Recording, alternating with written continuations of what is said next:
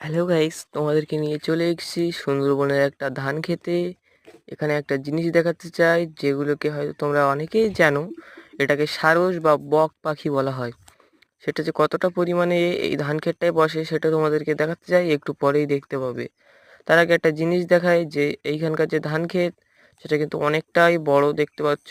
এখানে অনেক পরিমাণে ধান চাষ হয়। আর তারপরে যেটা এখানে যে পুকুর, গাছপালা এবং আরও একটা জিনিস দেখাতে চাই, যেটা দেখো এই যে খেজুর গাছগুলো, এটা থেকেই কিন্তু রস বের করা হয়, খেজুর রস। এটা দিয়ে পাটালি গুড় অনেক কিছুই বানানো হয়। এরপরে দেখছো যে ধান ক্ষেতটা হঠাৎ মতো বকগুলো উঠতে চলেছে। এই দেখো ওরা শুরু হয়ে গেছে এখন। এখান থেকে উড়ে কিন্তু ওরা চলে যাবে কিনা বোঝা যাচ্ছে না, কিন্তু ওরা হয়তো ধানের টেস্টটা বুঝে পেরেছে, তো ওই জন্য এখানেই বসে থাকবে।